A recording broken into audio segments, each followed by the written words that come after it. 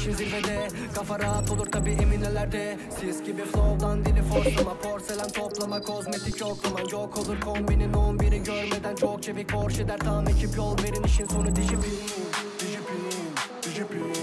White House Survivor oyunumuzdan hepinize merhaba arkadaşlar. Nasılsınız? Umarım iyisinizdir. Bugün kale savaşı vardı. Çünkü canlı yayında anlattığımız şeyleri düşünüp bir de kale savaşı olunca bir video çekme kararı aldım. Sürekli canlı yayında olsun, video atlarına yapılan yorumlarda olsun. Abi bu Patrick'le Jesse'nin önemi nedir? Adamlar Game 1 kahraman ama herkes onlardan konuşuyor. İşte savaşlarda onları kullanıyorlar. Eyalet 1'de bile gen altlar gelmiş olmasına rağmen Patrick ve Jesse kullanılıyor kale savaşlarında. Neden onlar kullanılıyor? Ondan sonra işte savaştaki strateji nedir? Askerlerimizi nasıl ayarlamalıyız? Hangisi önce girmeli? Hangisi sonra nasıl girmeli? Bunlarla ilgili kısaca bilgi vereceğim. Başlamadan önce sponsorumuz olan Digipin.com'dan kısacık 30 saniyelik bir bahsedeceğim. Sonra da isterseniz atlayabilirsiniz gençler. Şimdi size kanalımızın da sponsoru olan Digipin.com'dan bahsetmek istiyorum. Digipin.com'a girdiğinizde videomuzun açıklama kısmında bulunan linkten tıklayıp kaydolduğunuzda birçok oyunlarda bayağı indirim, %10'luk bir indirim oluyor. Valorant gibi, PUBG gibi, Mobile Legends gibi, Metin 2 gibi, Whiteout Survivor gibi, Brawl Stars gibi, yani şuradaki birçok oyun içi parayı daha ucuz fiyata satın alabilirsiniz. Şöyle oyunun genelini göstereyim. Exem, Blue TV, Brawl Stars, işte Google Play, PUBG, tüm bu oyunlarla alakalı oyunlara para yatırmak istiyorsanız Digipin.com'u kullanıp daha uygun fiyattan pakette satın alabilirsiniz. Digipin.com'a katkılarından ve de desteklerinden dolayı teşekkür ederiz. Siz de kullanın, daha ucuza paketler alın. Tamam. Yani dediğim gibi paket satın almak isterseniz daha uygun fiyata alabilirsiniz. %10'luk bir indirim var. Şimdi olayımız da şu. Kale savaşımız var diyelim. Bu Güneş Ateş Kalesi Savaşı'nda da geçerlidir. Tesis Savaşı'nda da geçerlidir. Kale Savaşı'nda da geçerlidir. Veya Taret'te de geçerlidir. Buna da geçerli bir taktik. Kale Savaşı başlamadan önce, atıyorum 1 saat önce, şuradan profil resminizi tıklayacaksınız. Birlikler diyeceksiniz. Birlik dizilişi diyeceksiniz. Şimdi birinci kısma bayrak 1 var ya. Baş Patrick. Mızrakçı olarak Patrick. Yanına işte en güçlü tankınız hangisi? Bende Ahmose var. Sergey olabilir. Flint olabilir. Yanına da bir tane en güçlü nişancınızı ekleyip asker kısmını %55 piyade, %30 nişancı, kalanı da işte mızrakçı olarak ayarlayın. Bunu şuradan kaydet deyin. Şuradan 1'e tıklıyorsunuz. Kaydet. Tamam. İlk saldırı birliğimizi kaydettik. Sonra 2'ye geçiyoruz. 2'ye Jesse başta olmak üzere mızrakçı. Yanına da yine 2 tane şey. Bu 2 tane farklı stratejimiz olacak. Önce birini kullanacağız. Sonra diğerini kullanacağız. Yanına işte en güçlü tank. Onun yanına da en güçlü nişancıyı koyup. Burada yine aynı. Piyade biraz daha ağırlıklı. Nişancı da şöyle biraz daha fazla burada. Yani piyade biraz daha az. Nişancı fazla. Mızrakçı şöyle bu şekilde ayarlayıp kaydet diyorsunuz. Bunu da 2'ye kaydediyoruz. Yani savaş başladığında elimiz ayağımıza dolaşmayacak. Askeri işte 155 şunu ayarlayayım. Hemen Jesse'yi seçeyim diye uğraşmayacaksınız. Buradan kaydedeceksiniz. Sonrasında ne yapıyoruz gençler? Hemen çıkıyoruz buradan. Kale savaşına işte 10-15 dakika var. Kaleye en yakın noktaya ittifakınızdaki en güçlü kişi kimse, yani güç olarak şef gücü olsun, kahraman gücü olsun, en güçlü kimse, balina dediğimiz kişi var ya, kaleye en yakın yere ışınlanıyor. İşte sınır olacak kalenin. Işınlanacak. Siz de işte çevresine ışınlanacaksınız. Sonrasında bonuslar kısmına geliyoruz abi. Bonuslar kısmında ne atacağız? Birlik öldürücülüğü bir dursun. İlk saldırıda gerek yok. Çünkü ilk saldırıda kale boş olacağı için karşı tarafta da rakip de saldıracak ya, kale boş. Birlik saldırısı da dursun. Birlik savunmasını alın. Birlik sağlığını alın. Düşman saldırısını azaltma. Bunu alın. Düşman savunması dursun. Onu almayın. Konuşlandırma kapasitesini almayın. Hangisileri alıyoruz? Birlik savunması, birlik sağlığı, düşman saldırısını azaltma. Yani biz tamamen savunma odaklı oynuyoruz şu anda. Kaleye ilk almaya çalışacağız. Kaleye ilk bizim girmemiz gerekiyor. Gittikten sonra da savunmada olacağımız için savunma odaklı bir bonus açtık. Bonuslarımızı da açtık. Eğer elmasınız varsa şuradan %20'lik kısım var ya. %20'lik kısımlar alın. Biraz fazla elmas gidiyor. Bonuslarımızı aldık diyelim. Sonrasında ne yapacağız abi? Eğer evcil hayvanınız varsa, evcil hayvandan şu leopar var ya. Leopar ne diyor? İntikal hızını %21 arttırır diyor. Yani siz kaleye saldırıyı başlattığınızda vız diye gidecek. Bireysel saldıracaksınız zaten.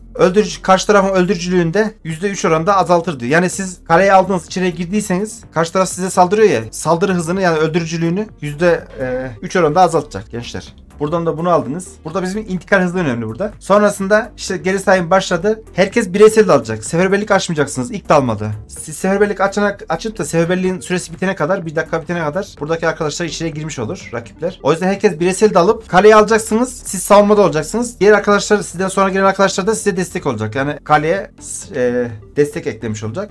Karşı taraf ne kadar vurursa vursun sadece azalmaya başlayacak. Sonrasında atıyorum şurası, örnek veriyorum, kale şura.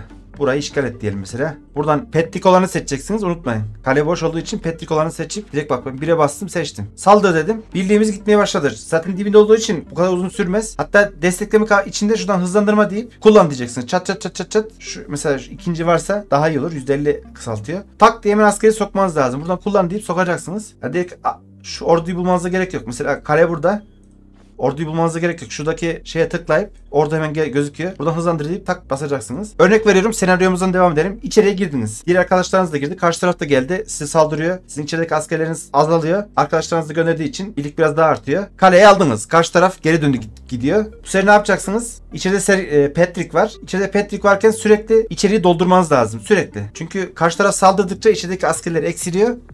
Ekstra askerler yaralı kısmına gidiyor, revire gidiyor. Siz buradan yenilerini gönderip yine aynı kahraman göndermenize gerek yok. Aynı şekilde mesela %55 piyade, %30 nişancı, kalanında işte mızrakçı şeklinde gönderip sürekli içerideki askerleri yenilemeniz lazım. O şekilde kaleyi elde tutuyorsunuz. Bu birinci senaryomuzdu. Bu şekilde tutarak süre bitene kadar bekleyeceksiniz. İkinci senaryomuz da şu. Şunu ben bir çağırayım. Şeyimiz var. Silah arkadaşlar etkinliği var. Dalarlar bana. İkinci senaryomuzda yine Patrick'i gönderdiniz. Saldırıya geçti ama karşı taraf şeyi aldı. Kaleyi sizden önce aldı diyelim. Onda daha hızlı bastı. Kaleyi aldı. Bu sefer ne yapacaksınız? Patrick'le olan şey geri dönecek tabii. Alamadığınız için. Bu sefer ittifaktaki en güçlü kişi 1 dakikalık seferberlik başlatacak kaleye. Hatta şöyle yaparsanız daha iyi olur. İttifaktaki en güçlü kişi ile en güçlü ikinci kişi anlaşacaklar. Bunu ittifak sohbetinde konuşursunuz. Seferberlik aç dediğinde en güçlü kişi açacak. Aradan bir saniye falan geçmedi. İkinci de açacak. Arada bir saniyelik bir fark olacak. Çok uzun sürmeyecek. O arayı çok kısa tutmanız lazım. Birinci kişi açacak. Hemen ikinci kişi de açacak. 1 dakikalık. Zaten birine katılabiliyorsunuz siz. Diğer arkadaşlarınız da diğerine katılabilir. Seferberliği açtı diyelim. Bu sefer ne yapacaksınız? Seferberliğe gönderdiğiniz askerler JC ayarladığımız kısım vardı ya. Hemen şöyle göstereyim. Şuradan 2 deyip JC olan kısmı ayarlayacaksınız. Seferberliğe bunu göndereceksiniz. Karşı taraf en güçlü kişiye. Herkes JC olanı gönderecek. Bu neden önemli? Hemen şöyle kahramanlara girelim. Patrick yeteneği şu. Ya Patrick yapan yetenek şu. Savunmada olduğunuz için içerideki birliklerin sağlığını %25 arttırıyor. Ya bu da oldukça güzel bir oran. İçerideki askerlerin tüm birliklerin sağlığını %25 arttırıyor. JC neden önemli? Yetenekler şu özelliği yüzünden. Yani gönderdiğiniz tüm birliklerin hasarını arttı %25 arttırıyor. Siz seferberliğe gönderdiğiniz için bu en güçlü kişinin saldırı gücünü, hasarını %25 artırıyor. Yani vurdu muydu %25 daha iyi vuruyor. Öyle diyeyim kılıcı. Gönderdiniz diyelim. Birinci en güçlü kişi geldi, vurdu. Buradaki asker atıyorum 1000 tane ise bunu 500'e düşürdü. Örnek veririm burada. Vurunca 500'e düşürdü ama içeride 500 daha olduğu için bu adam alamadı. Bir saniye sonra diğeri gönderecek ya. Bir saniye sonra diğeri gönderince şuradaki rakip daha o 500'ün yerini dolduramadan bir saniye içinde diğeri de vurup tak diye o 500'e düşecek. İçeriye alacaksınız. Zaten karşı tarafın bayağı bir askeri yaralısı olacak. Sonra siz buradan alınca sürekli piyade gönderin.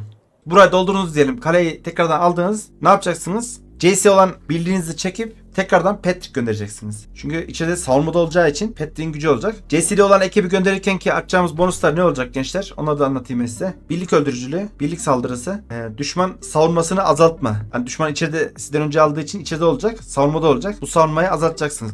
Yüzde kaç? %12. Pardon %20. Bayağı güzel yani. Savunmayı azaltacak bu da bonuslar. Konuşlandırma kapasitesi almanıza gerek yok. Çünkü o şeyin gücünü doldurur. Bir de gönderirken en güçlü askerlerinizi göndermeniz lazım. Mesela elinizde T10 varsa T9 göndermeyin. T8 göndermeyin. Tamamı T10 olsun. Veya ateş kristalli karşısında en güçlüleri gönderin. Ki ittifaktaki en güçlü kişinin saldırısını en yüksek seviyede vursun. O şekilde gençler. Ya bununla ilgili bayağı bir soru cevap geliyordu. Abi neden Patrick, neden JC, daha onların yine alternatifleri yok mu diye. Şu anda yok.